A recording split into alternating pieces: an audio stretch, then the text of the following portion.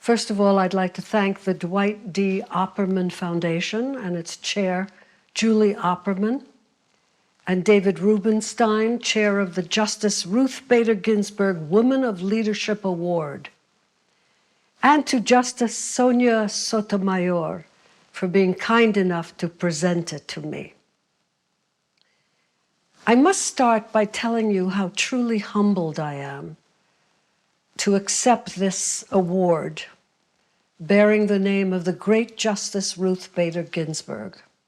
Now, I would never equate my importance to the formidable RBG, but funny enough, we do have some things in common. We were two Jewish girls from Brooklyn who grew up poor, but had a burning desire to see what was beyond the Brooklyn Bridge. She went to Madison High, and I went to Erasmus Hall. Justice Ginsburg said she started off with several strikes against her. The first strike was being Jewish. Anti-Semitism was a barrier, she said. I experienced that too when I was first auditioning for a record contract. One executive told my representative, "Oh, she has a nice voice, but she's too ethnic." But I knew what they meant.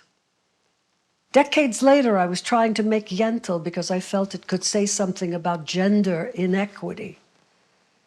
But many people in the film industry told me it was too Jewish. Well, yes, it's about a woman who wanted an education, just like Justice Ginsburg. Which brings me to my closing thought.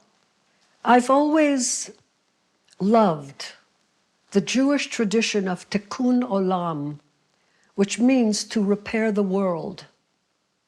And I love being able to play a small part in that. I believe it fulfills the soul when we help others. Justice Ruth Bader Ginsburg dedicated her entire career to protecting the rights of all citizens to vote, to maintain the separation of church and state, and especially to protect the rights of women and minorities from discrimination. I wanted the message of my movie Yentl to inspire women to fulfill their full potential. Some of our problems today seem insurmountable.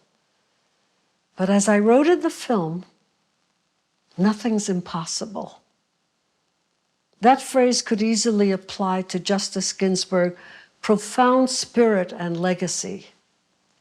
May her memory not only be a blessing, but also a call to action for each and every one of us.